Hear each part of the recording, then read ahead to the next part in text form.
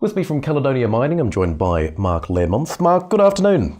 Good afternoon, Andrew. Look, a deal's been signed, been agreed here to up your stake in Blanket by 15%. Give us a quick recap, if you would, on the events leading up to this, some of the history. Yeah, this is a transaction that we agreed a memorandum of understanding many months ago. I mean, deep in the South African winter, we signed this up.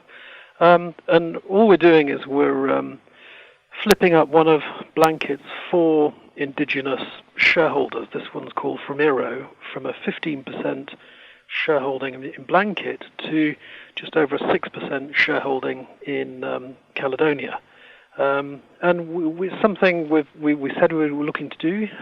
We were able to do it because of the relaxation in the indigenization laws in Zimbabwe. So one of the first things that the new president did when he came into power was to lift the indigenization requirement on gold producers.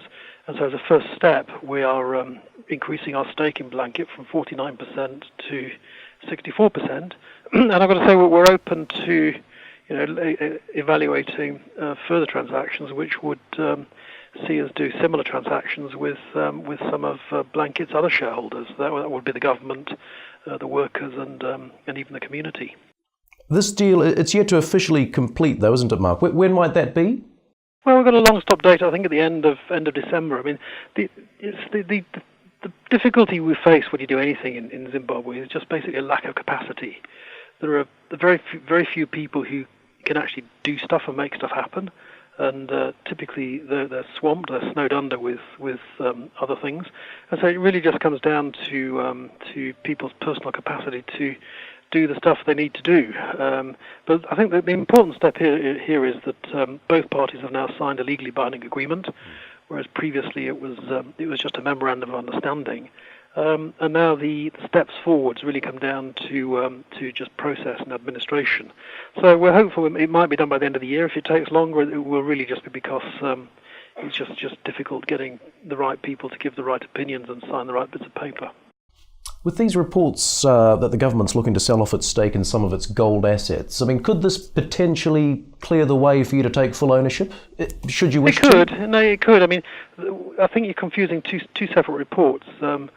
Government as a shareholder in Blanket has indicated a willingness to engage in discussions, which may or may not result in us buying back their stake in Blanket, because frankly they need the money. But I think that what you're referring to is some of the sort of dormant gold mining and other mining assets that government holds directly through the government mining vehicle. And I think the difficulty that the government's faced is that they've found it very difficult to raise capital to bring these projects into production, and they really don't have the in-house expertise to do this. And so there's a raft of assets, I don't know, 15, 20 assets or so, that government is trying to offload onto the private sector. We have put ourselves forward to look at certainly one or two of those. But we're also looking at other non-government assets in Zimbabwe as well. And I think the announcement as to who the successful parties are to take over some of the government assets, I think that's going to be due fairly soon, actually. And whether we're successful or not, frankly, it will be what it will be. But we've looked at some government stuff, and we're actually looking at quite a lot of privately owned stuff as well. The preference would be for non-government assets? Well, it all comes down to price, really. It all comes down to price and operating structure. So the last thing we really want to do is encumber ourselves with an ownership structure, which had within that structure a party with whom it was difficult to work, and that could be government if government had a different approach to how these mines should operate. Could also be some of the private sector parties we've engaged with. Again, some would be easier to work with than others. So I wouldn't want to say that we would not want to work with government. It really comes down to what each individual structure looks like, and clearly price at the end of the day. What about some of the issues, if you like, around the monetary situation in the country, and suggestions some miners have suspended production? Has there been any impact here for you? No, not at all. And we actually felt obliged to put out a press release to that effect this morning, because late last week there were some media reports that at least one substantial gold producer, I think Rio Zim, had suspended production because of the inability to gain access to the foreign exchange it needs to purchase consumables to run the business. So typically it's things like cyanide and explosives and drill steels, all of which are imported. And if you don't have access to the foreign exchange, you simply can't pay for those things.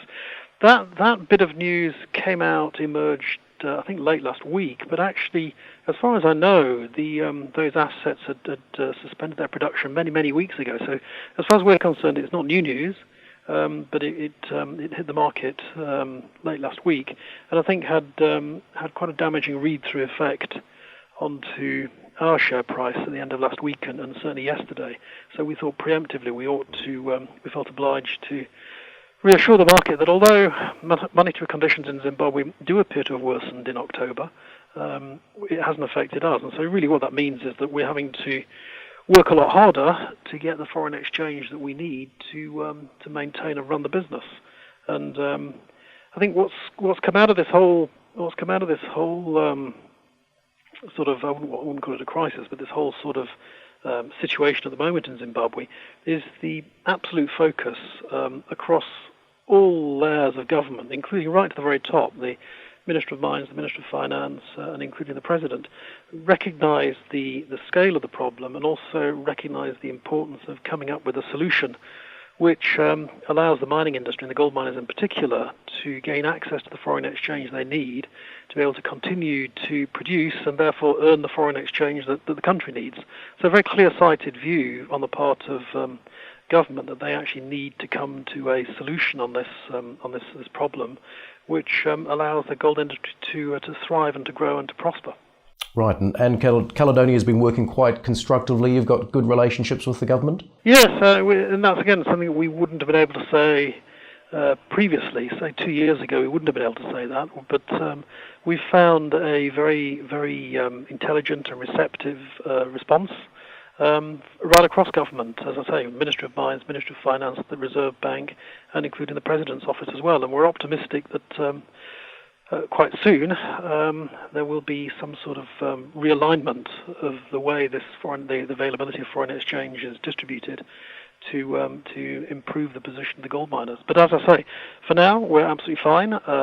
We've had to work quite hard over the past 5 weeks or so to make sure that we get access to the foreign exchange.